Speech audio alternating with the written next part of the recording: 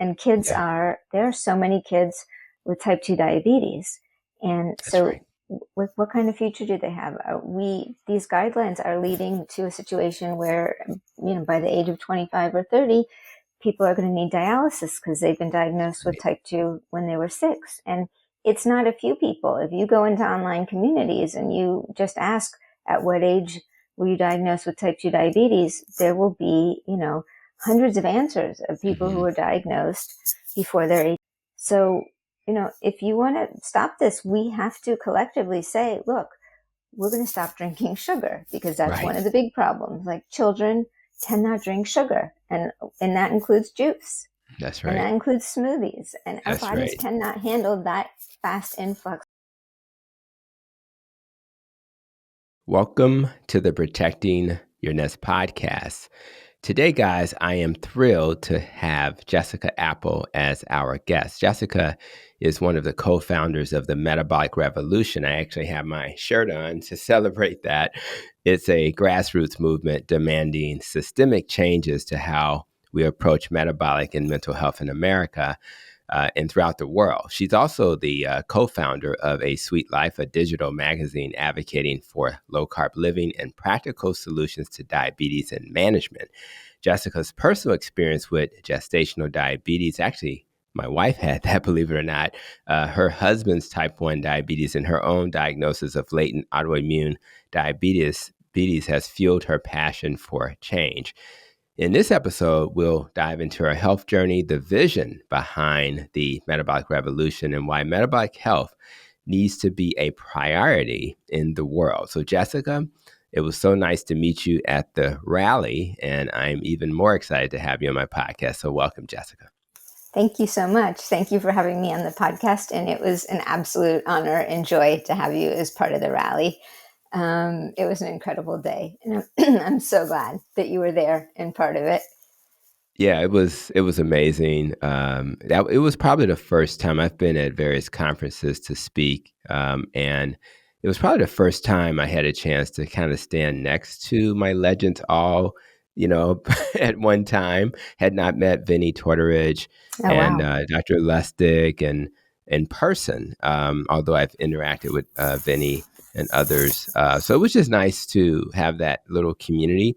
And to speak in front of the Washington Monument. I'm not sure how you guys pulled that off. It was really cool.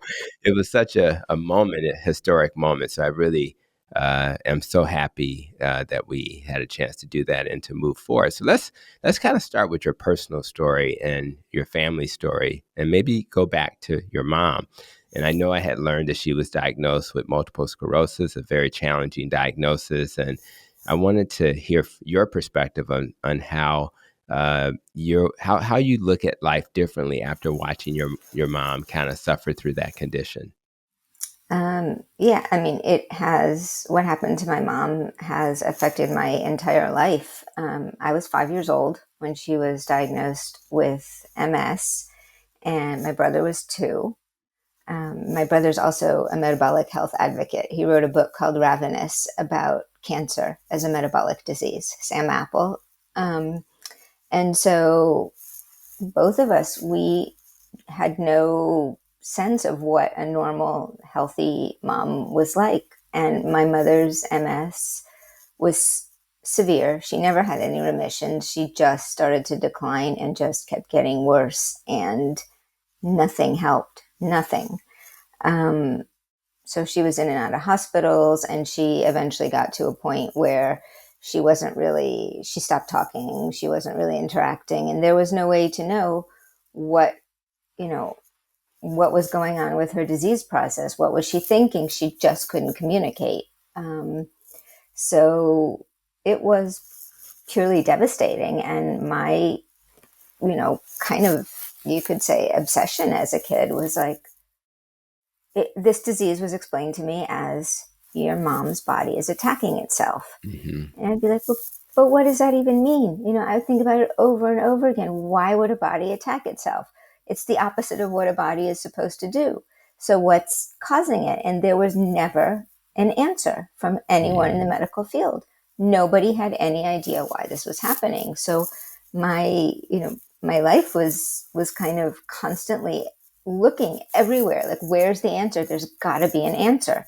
We need to understand. And I kind of figured it out by myself, just by Right. reading and listening, and the pieces kind of coming together and going, okay, there's an answer. In my own life, I don't think that I could have really successfully moved forward in my own life until I figured out what happened there. Because we also talk about genetic predispositions to things all the time. I'm like, well, what's coming for me?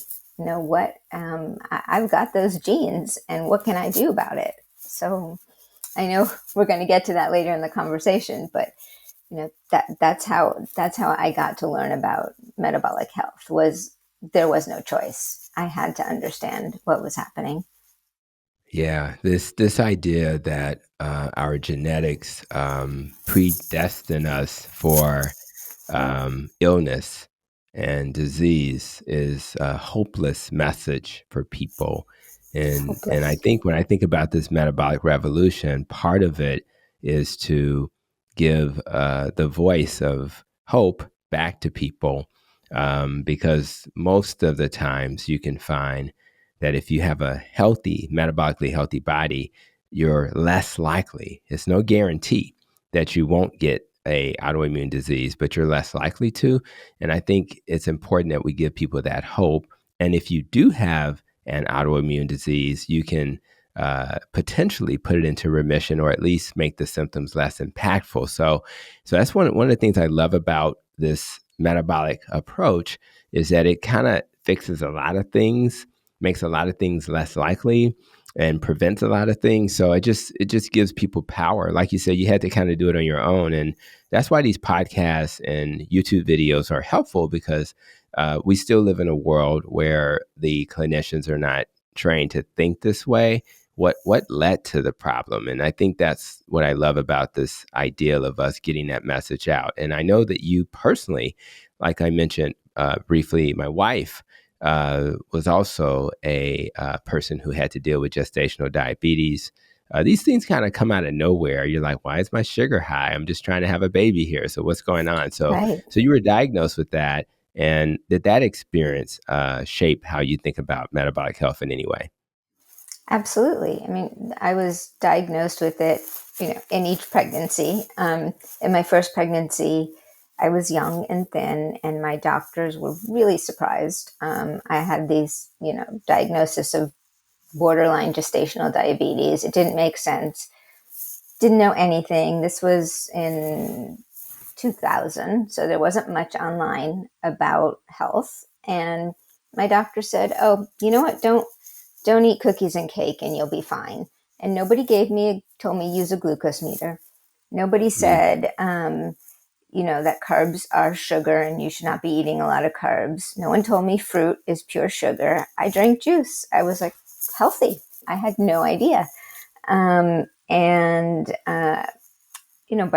the time my second pregnancy came, things were worse, and I was using insulin. But in between the pregnancies, my symptoms were kind of not. I didn't really have symptoms. I would always have slightly elevated fasting glucose and blood tests.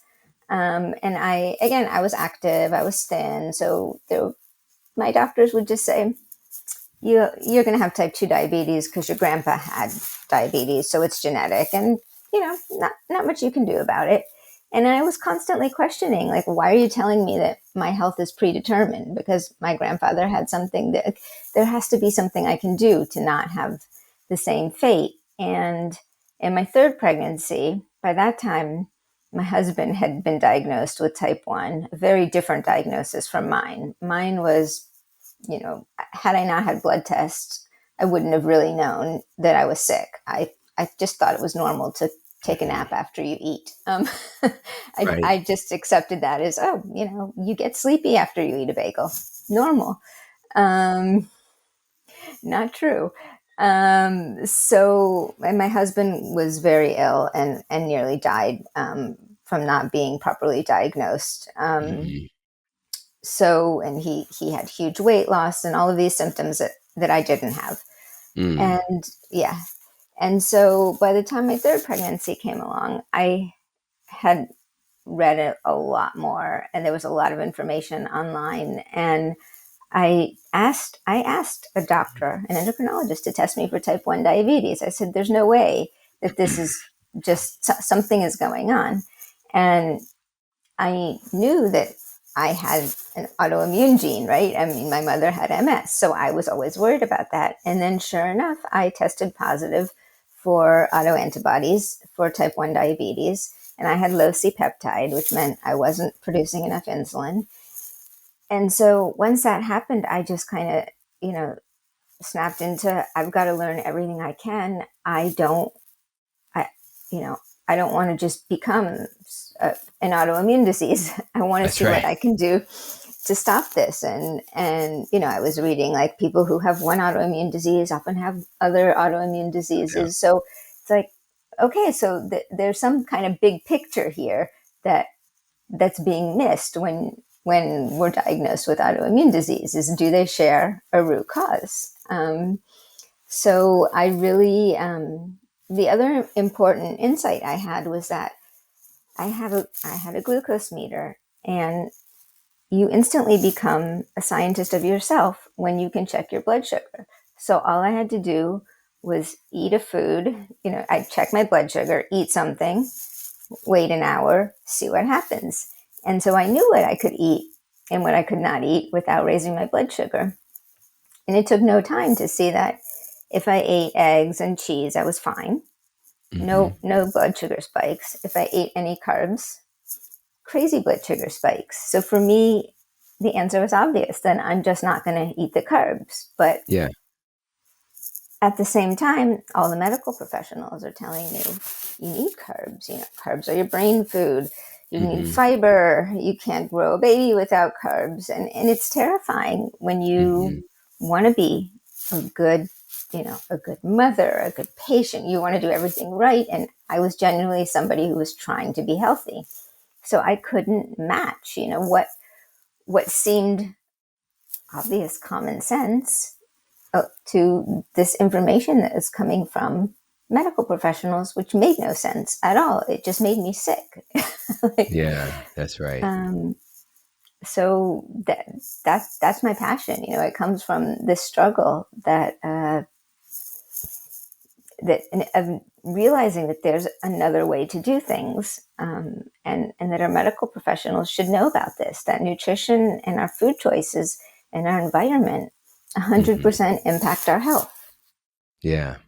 I just interviewed a wonderful guest, uh, Melanie, who's a vegetarian whose episode preceded yours, and I was asking her how does uh, what advice would you give a person who's plant based, who is trying to do a low carb version, and what her advice was to maybe have the tofu animal, not animal, but the vegetarian plant, protein and fat first, and then have the carbs.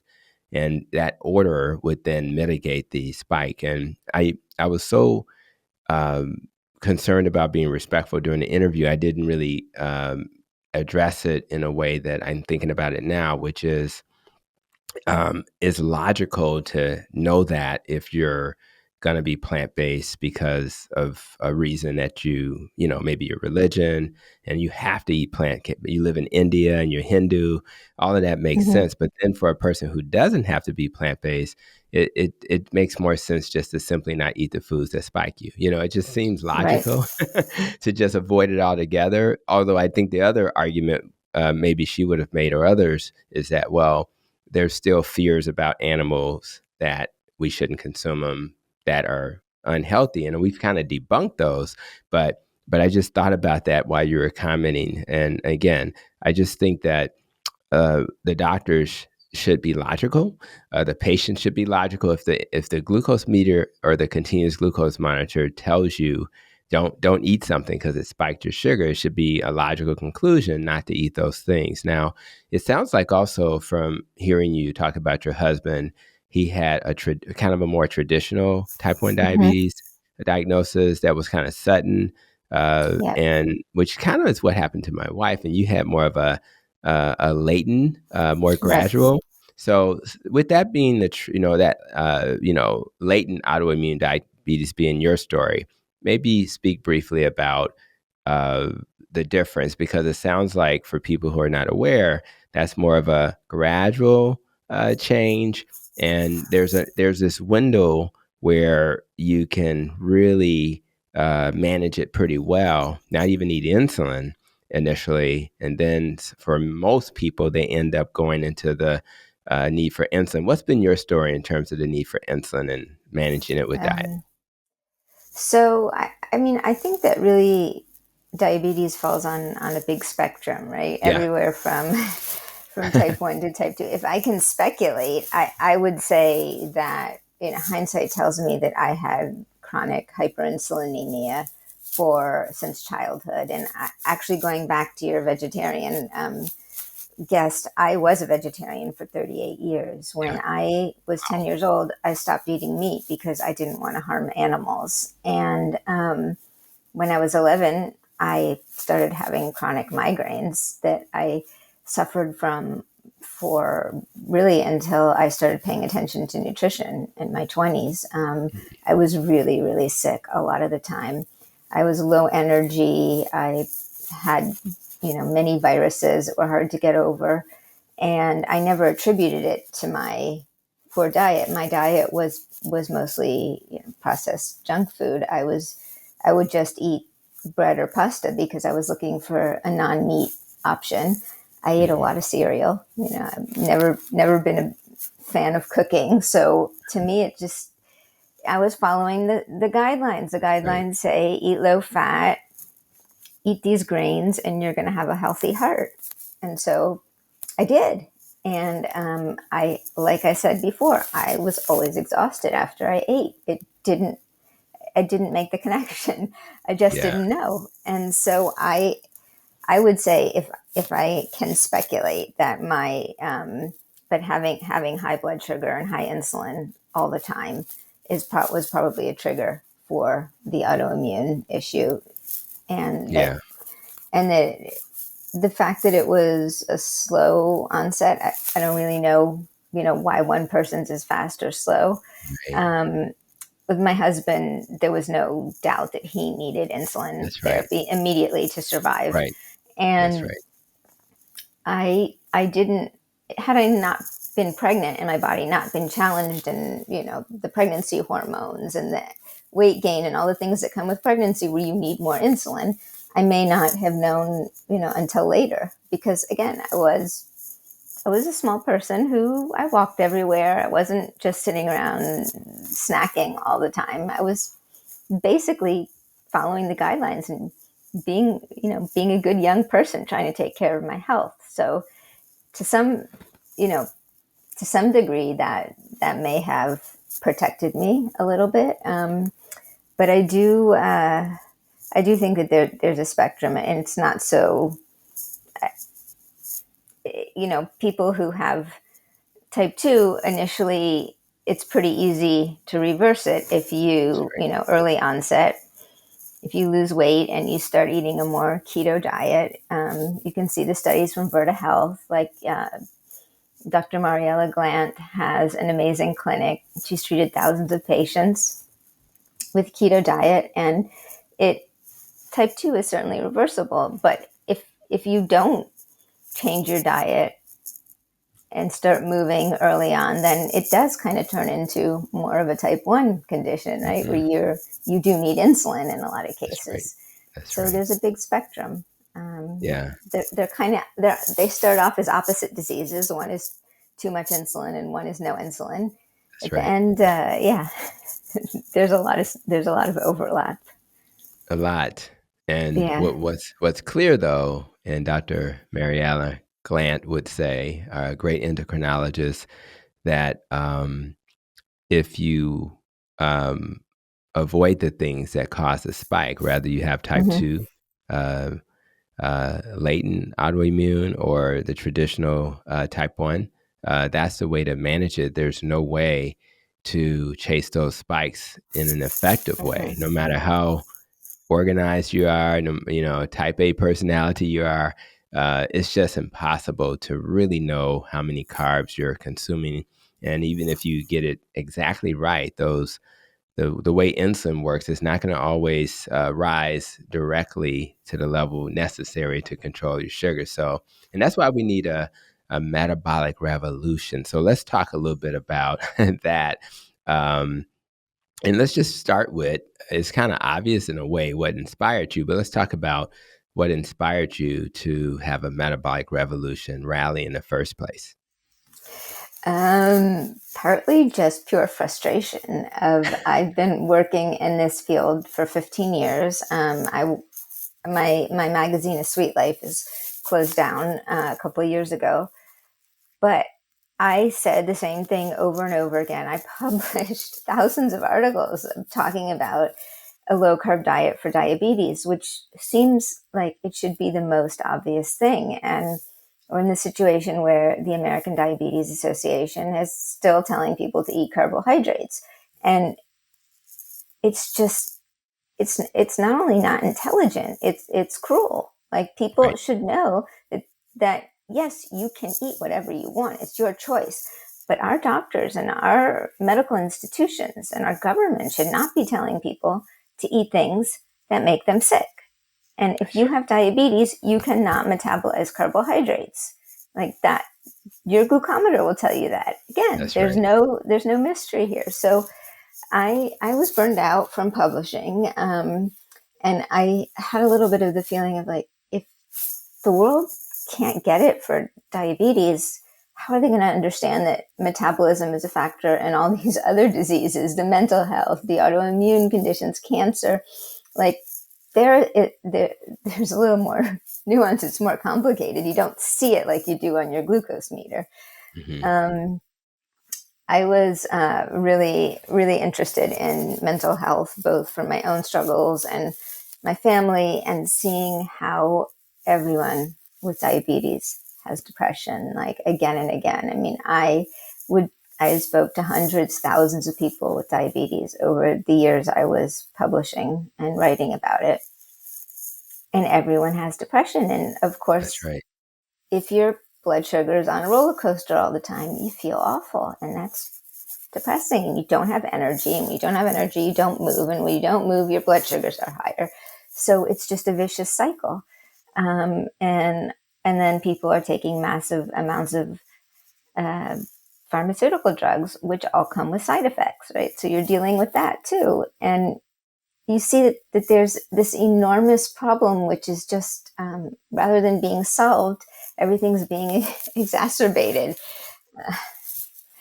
So you know, I, and I do have a kind of, with the Sweet Life, it was publishing, but there was a lot of advocacy in it. I would say it Mm-hmm. was, it was very advocacy oriented.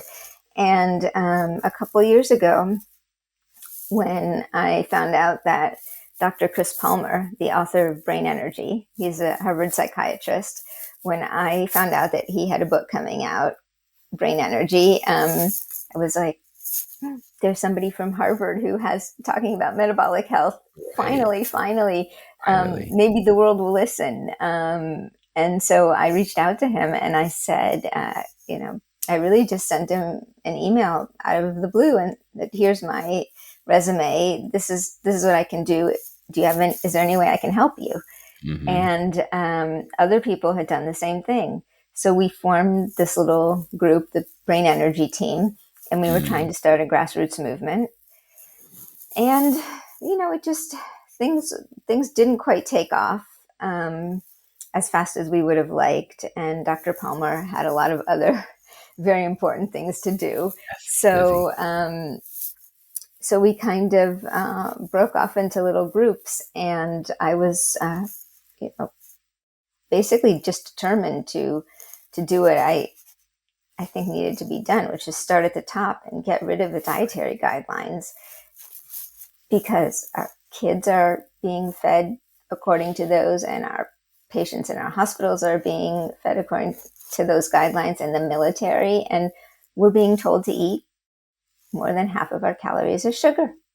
That's right. So, Oh, I mean, it's just it's I can feel your how motivated you are, but yet I hear your frustration, and some of yeah, that frustration is I have this Sweet Life magazine with wonderful articles that speak to this topic, but yet it seems like nobody's listening. You have Dr. Eric Westman, who was at the rally, who's been right. doing research on low carb. I mean, randomized controlled trials since 2002. And with all of that research, nobody's listening. Then you have great authors like Dr. Chris Palmer, Dr. Georgia Ede. She has a new book out, Change Your Brain, Change Your Mind, something like that. And Hmm. uh, they're still not listening. Now, of course, some people are listening, but again, that's why this revolution is important, because who wants to Right. rely on the medicines for mental health when they're not as effective as we would like? And certainly some can be. But then all of them, except for a few, cause weight gain, which is not good for your metabolic health. So it's all of these No. side effects that people just don't feel. You hear artists who talk about, I can't take the medicine because I can't be an artist. I can't be the person I want to be because the medicines blunt my creativity. So if anything, I think a metabolically healthy person is going to increase their creativity. Oh, yeah. So it's clear from your perspective. It sounds like one of the messages for the rally was that the dietary guidelines are not helpful. And just speak a little bit about why do you think that's true?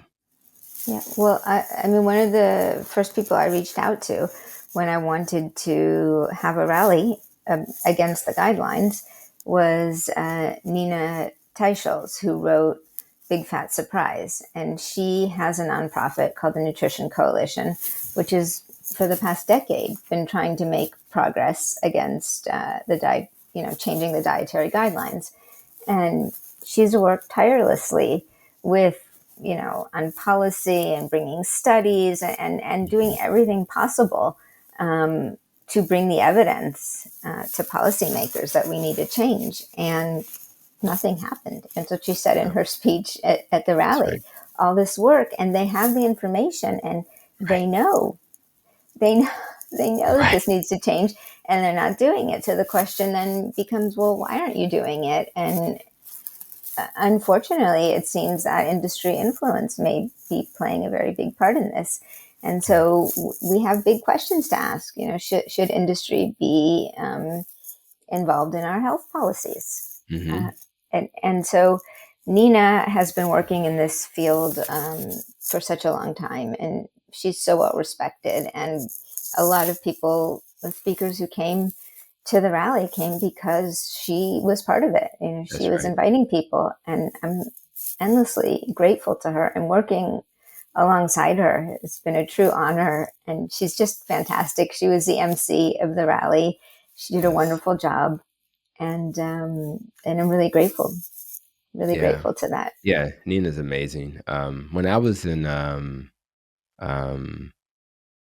my residency, there was a doctor who I have not talked to, and I need to reach out to, Dr. Karen Antel, who was kind of like, I don't know, she just really was so supportive of me and my journey. And I think she may have been a person who uh, was the most instrumental in me getting into my residency, which is at West Suburban Hospital in Oak Park, which is a suburb just west of Chicago. But it's really one of the top family practice residencies. I'm sitting next to people from Harvard and Yale in my class, and I think about her, and I think about Nina, because Nina kind of, I feel, has embraced me similarly.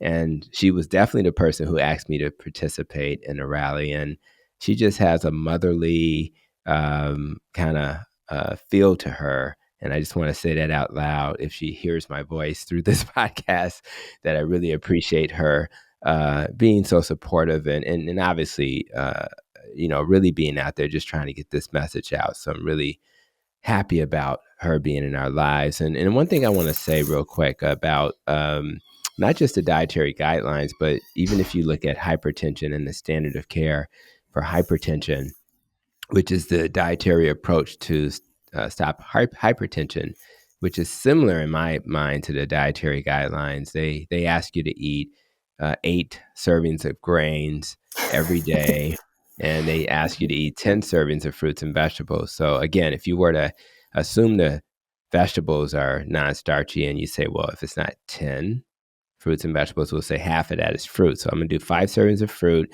8 servings of grains every day, and that's going to give me better blood pressure. And the answer is, when they did the study in 2023 comparing keto to DASH diet, if anybody Googles that and just put trial after it, they'll find that the keto diet was twice as effective for weight loss and blood pressure control, and 3 times more effective for diabetes. So, but it's still the standard of care that we recommend, the DASH diet. And it should Right. be obvious to any clinician, if you put them on a DASH diet, that they're going to have spikes. And those spikes Yeah. not only affects their diabetes, but the inflammation and constriction and salt retention Right. from those carbs is going to affect your blood pressure. So, That's we right. have, and this has been studied, and we have the evidence, and yet nothing's changed. And it shouldn't take a podcast, a YouTube video, a rally, a conference to get this information to the masses. This should be standard of care. And it takes like 10 years to change from what we're currently doing to what we should be doing. So now I'm going to shift to a different kind of question, which is, a lot of people, and you've suggested this earlier, that their genetics are their destiny. So how would you respond to that belief that your genetics define your destiny and will lead to the conditions that your family has? I mean, they don't. It's one person may, when they get sick, may get cancer, one may get diabetes, one may get heart disease. But at the end of the day, we're talking about, if we really look at the science, and Dr. Martin Picard, who's a Columbia professor, was at the rally. He's a mitochondria expert, and we all kind of, all these diseases share a root cause of impaired mitochondrial function, including mental illnesses, which is what Dr. Palmer talks about. Yeah. So, you can analyze forever which gene and why one person gets one or the other. But if you want to just get to the point and take care of it quick, start using metabolic strategies to heal your mitochondria, and you're going to take care of, as much prevention as one can, given again that we can't control everything in our environment.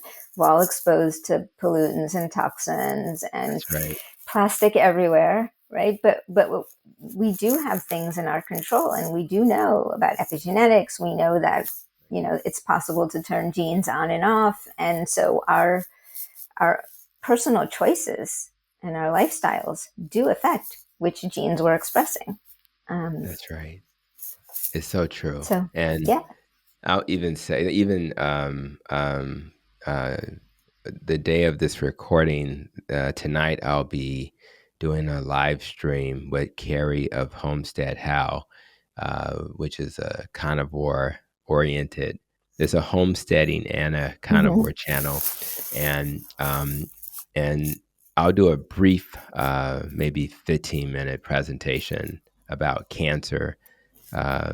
We'll be celebrating the life of Jeff the Prosperous, who had a diagnosis of colon cancer with metastasis, and he was given a 3-month life expectancy.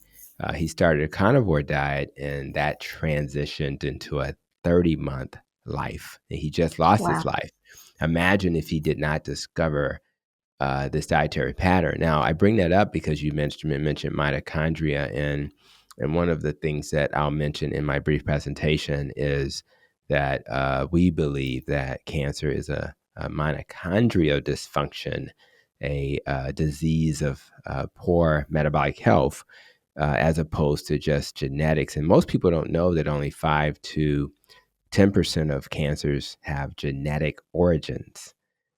So it can't be a genetic disease if only 5 to 10%. All cancers have a dysfunctional metabolic origin. So I'm really happy that we had a speaker with that expertise. But again, there's so many medical conditions that are related to our mitochondria, the powerhouse, we call it, of our cells. I do want to pause real briefly for those who made it to this part of the podcast and say, we do have a website that will highlight again, the metabolic revolution, right?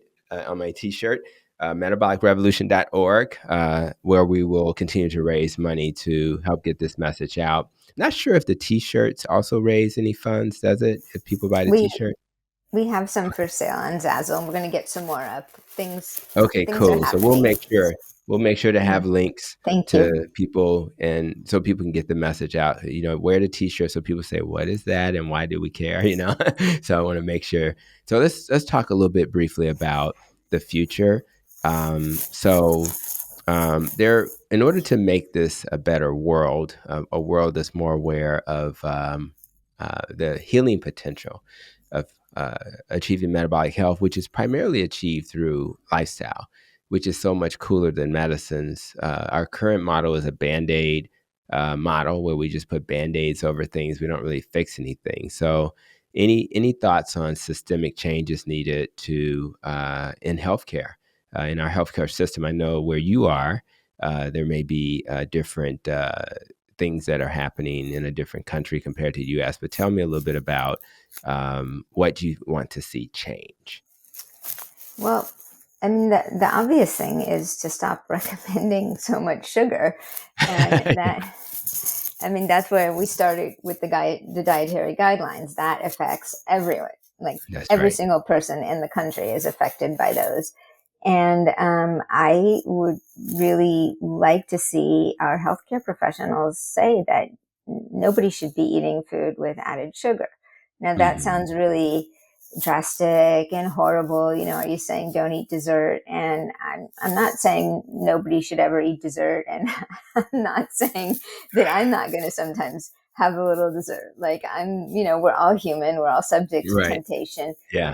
But the fact that, it would be like it's the equivalent of our healthcare professionals saying, just smoke a little.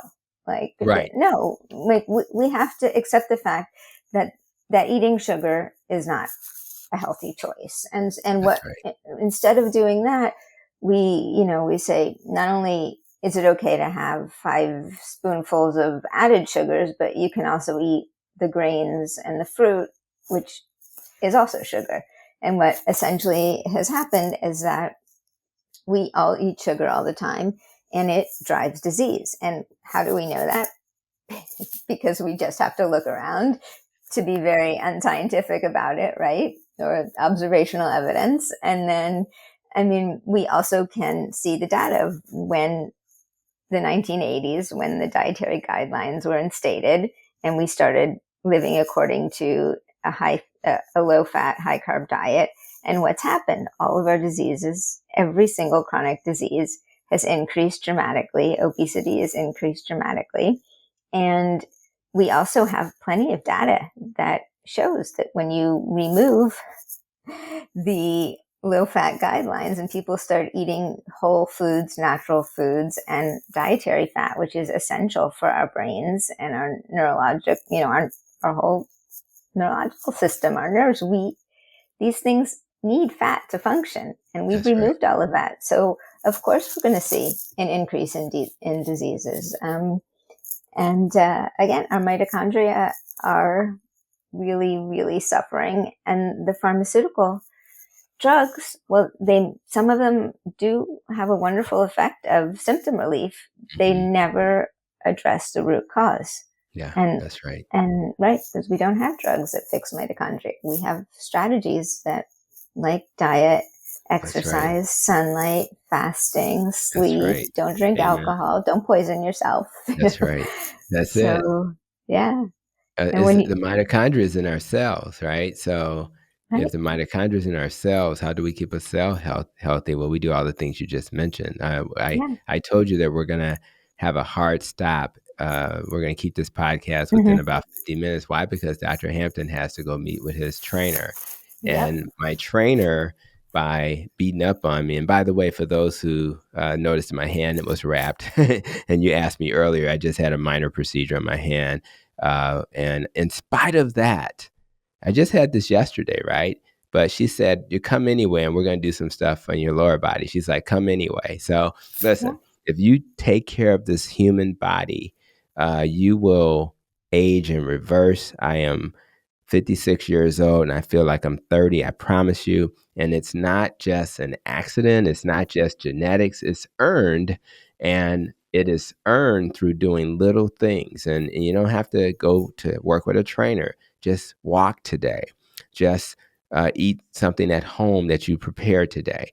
Have healthy relationships with the people you love, and make sure you go to sleep on time. Stop staying up watching stuff that you can watch the next day on Netflix, right? Just Yes. put your body in a better state. And when we do that, we have a healthy mitochondria. Now, so we know the health systems need to change. We're going to do our best to help change the world. But what about the average Joe? You know, like the average person who's in a community who wants to impact change, who hears this message, any advice you would give to them?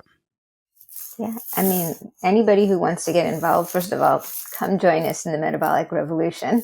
Our website's metabolicrevolution.org. And we are mobilizing. We're getting ready to rally, to continue to rally. We're hoping to really be a force to bring about change, not just in the guidelines, but we want to educate people. So kids, kids have a right to be healthy. They do not. It's just not fair to the children that we feed them sugar all day long, and then their behavior is bad. So we drug them into Right. being able to sit still, and it's a mess. And Yeah, there are so many kids with type 2 diabetes. And that's so right. what kind of future do they have? These guidelines are leading to a situation where, by the age of 25 or 30, people are going to need dialysis because they've been diagnosed with Right. type 2 when they were 6. And it's not a few people. If you go into online communities and you just ask, at what age were you diagnosed with type 2 diabetes, there will be, hundreds of answers of people who Hmm. were diagnosed before they're 18. So, if you want to stop this, we have to collectively say, look, we're going to stop drinking sugar because that's Right. one of the big problems. Like, children cannot drink sugar, and that includes juice, That's and right. that includes smoothies, and our That's bodies right. cannot handle that fast influx of sugar. So these are simple things, really Simple, simple things simple that things. just, yeah. One of my And so, teammates had a drink that I just, I'm just always looking at labels, and it was just some type of lemon. Maybe it was a lemonade type drink. I don't know. And the bottle mhm. wasn't that big, and I looked at the bottle, and it says 60 carbs for one serving. And Right. this teammate did not have diabetes or anything like that, but and then I noticed there was a sandwich, a breakfast sandwich from the local donut uh, shop, and I kind of figured out what that was, and I looked at that, and I looked it up, and it was 60 carbs. Yeah. So now we have um, 120 carbs for breakfast, and if you divide that by 4, and I'm doing it in my head right now, you're looking at around 24 teaspoons of sugar for breakfast. Now, no way I expect her to know that that's the truth, but imagine when that sugar spikes and then it comes back down, how is she going to feel when that sugar comes back down? If she's at risk for diabetes because of her family history, what's the chances that she's going to only make it more likely she'll get diabetes eventually? Because this is a younger person. But if the world doesn't know, then, like Dr. David Unwin and his infographics help us to see how much sugar is in our food. So if you just search that online, Dr. David Unwin infographics, you can see how many teaspoons of sugar are in various foods. But much easier is Google. And if you just Google, and all I did with this donut shop is I put the name of the donut shop, the name of the food, and I said carbs, and it just popped up online. And so if you want to do an experiment, that's one way to do it, is to just look it up and divide the carbs by 4. But another experiment, if you are blessed to have a continuous glucose monitor, meter, your body will tell you. So I just think our body only can tolerate a teaspoon of sugar at a time. And so everything above a teaspoon has to be stored as fat or glycogen in our muscles and liver. And why would we want to do that to our body? Why would we want our body to suffer and struggle and struggle? And we're on a roller coaster all day long. Yeah. So I just think that those things are really important to be aware of. The only other thing I want to kind of ask you about that is difficult to navigate is how politically charged our world is. And we're trying to be nonpartisan and we want to reach people. Mm-hmm. So navigating a world that is, politically charged, rather it's just the influence of industry on the decisions that we have to make. Any thoughts on how to navigate the world that's politically charged, yet we have to advocate for change? Yes. Well, first, I just want to add one thing to your comment about the sugar consumption, and that is that one of the things we're going to advocate for is learning about insulin levels too, because people focus on the sugar, and then that person who's having 120 carbs for breakfast doesn't even realize how much insulin they have to secrete in order to metabolize. So yeah, maybe your end result is still normal blood sugar because your body is capable of mass producing insulin in order to bring your blood sugar down. But that insulin, all that insulin is driving disease, right? So we have to get people to understand that it isn't just the end result. It is also the whole process that's inflammatory and it's making you sick.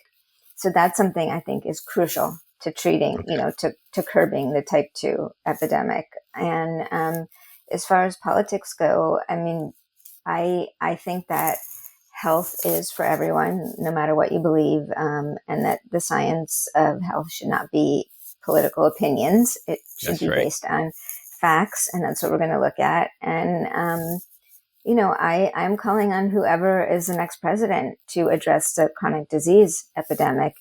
And once we know who that is, we'll know who we need to direct our call to. That's right. And no matter what people believe politically, because there's no politician who aligns with you 100%. So I check boxes, and I encourage people, even when you're talking to your family, check some boxes. And what you do is you say, what policies do I personally believe in? And then you check those boxes. And if you check more boxes for one person versus the other, that's who you may personally decide to vote for, while respecting the boxes that other people are checking, right? There are certain things that are so important for one person that are less important for the other.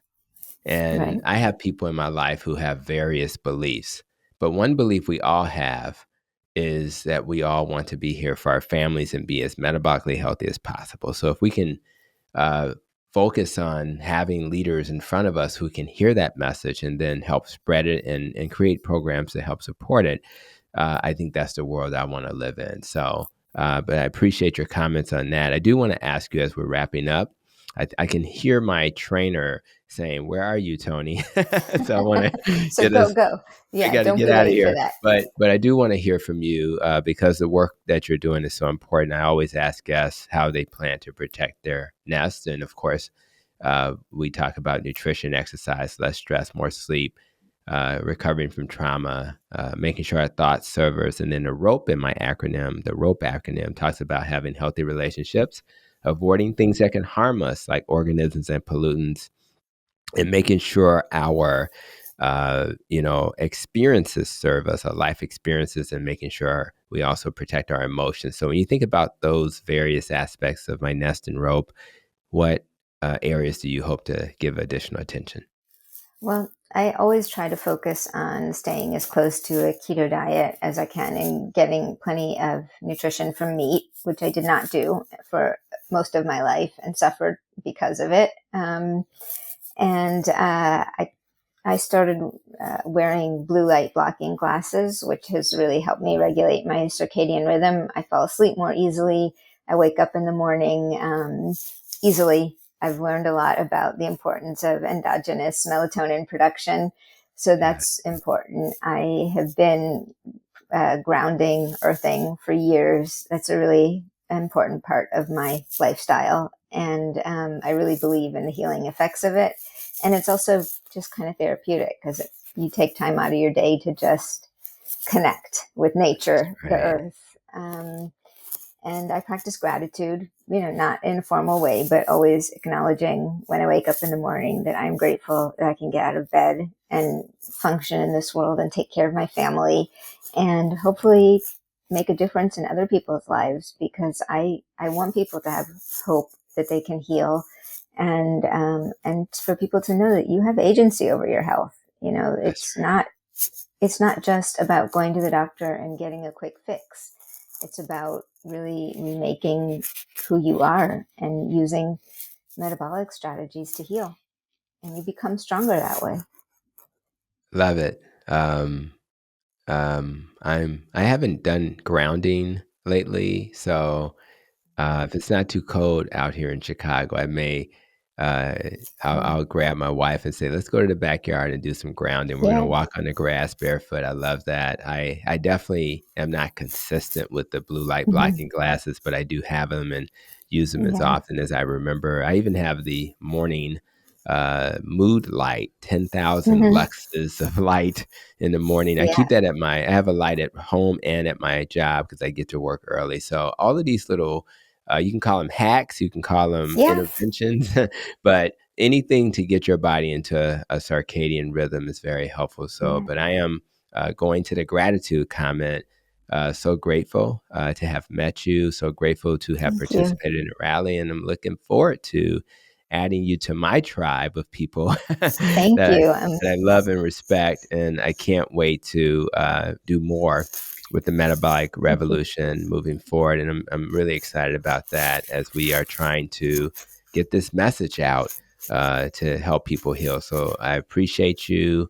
I'll wrap up with a Thank you. couple of thoughts, but thank you so much for Thank coming to the you. podcast and doing the wonderful work you're doing, Jessica. Thank you. Appreciate it so much. And it was an honor.